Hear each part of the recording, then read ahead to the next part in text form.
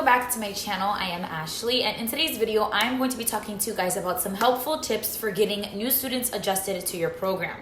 So I know that when I started out daycare or doing daycare, it was the first time in my entire life that I was taking care of other people's kids, and every child is different, and it took me a while to kind of get a feel of how to adjust students quickly. And these are 5 general ideas. I feel like they might help you in a lot of your situations, and I just wanted to talk to you guys about them in this video specifically. So let's go ahead and get started with the 5 helpful tips for getting new students adjusted to your in-home daycare. So the first tip is to let them, the child, have their habit for a few weeks until they're used to you and your routine. So a lot of kids are going to come to your program and they're going to either have like a pacifier or a blanket. Not all kids, but some kids will come and they have a pacifier when they're like 4 years old and they shouldn't have it anymore. They have blankets. They're probably again like 4 years old, or they'll have like a specific toy that they like to take with them everywhere they go. Now, me as a daycare provider and in my program, I like to have kids become independent. I like for them to be able to not rely on items like that or comforting things. I want them to be independent, and normally if I see a child with a pacifier or a blanket that they carry around everywhere or a specific toy, I like to wean them off of those things if they're age appropriate. So I'm not saying if I get an infant and they have a pacifier that I'm going to be weaning them. No, I'm saying for the kids that are older and they shouldn't really have those things, I like to wean them. And it's just so that they become independent, and just so that it's easy for them to transition from my program into school, whether it be pre-K or kindergarten. I like to help them not rely on those items. So for the first couple of weeks, I let them have their habit. You don't want to take their habit away from them because it's just going to be too much change. They're already going to be starting a new daycare, which is a huge step already, like in itself, with a whole bunch of new kids that they don't know. And you don't want to also add to that and take it a step further and take away their comfort item or the thing that they use, like I said, for comfort, or their habit, or whatever the case is. When I first started daycare, I would just automatically take the things away. Like, okay, your mom told me that she wants to wean you off of the pacifier, so we're gonna start now. And it was just too soon. So just let them have their pacifier, let them have their blanket, let them have that toy.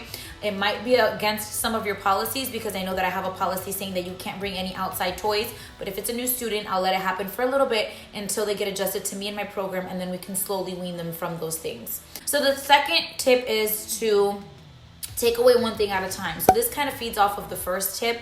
Like, let them have it for a while. Once you're starting to wean them off of things, take away one thing at a time. I know that I had a student that when he came into my program, he had a pacifier and he had a blanket, and he was 3 years old. Now, to me and to the parent, because the parent did tell me, hey, you know, he has his pacifier. We're trying to work on weaning him off of that and the blanket. He takes it everywhere. Like, they'll give me those hints, and I start to wean him. So when I started to wean him, I took the blanket away first, only because he was tripping over things. It was just really, to me, it was really nasty, because he would sit with it and he would be eating his lunch and stuff would spill on it. And me, I like for things to be clean, so I wanted to just take that blanket away from him and throw it in the washer, but I couldn't because he would throw a fit. So when you're weaning children, try to wean them one thing at a time. Don't do both things at one time, because again, it's too much change. The next one is quick drop-offs. Now, this is a huge one.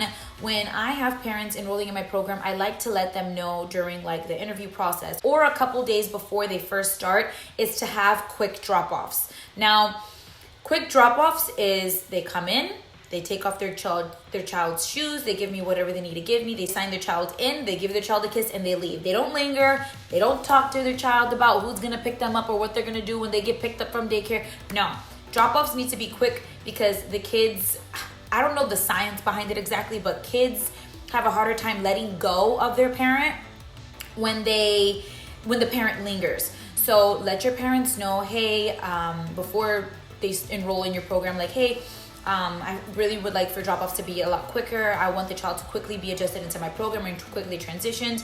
And another tip for you guys to let the parents know is, if a child is used to their parent taking like 5 minutes at drop-off with them, they're always going to expect that. And then there's going to be that one day that they're running super late, that they're not going to be able to give their child those 5 minutes. And that kid is going to have a hard time adjusting, because you're so used to that being a part of their routine, if that makes any sense. So I don't like for drop-offs to be super long. And then again, if you guys are a childcare provider, you know that your actual students in your program act out when other parents are here. So on top of one child having like a long drop off, you're gonna have to have all of these other kids calm down, or you're gonna have to keep them calm for a longer period of time, and it's gonna get a little bit hard for you as a provider. So just let them know drop-offs need to be quick. If you want to have a conversation with them, if you want to give them a million kisses, if you want to have like a 2-minute hug, do all of that before you walk into my door, because once the child walks in, I want their shoes to come off and I want them in the program, if that makes any sense.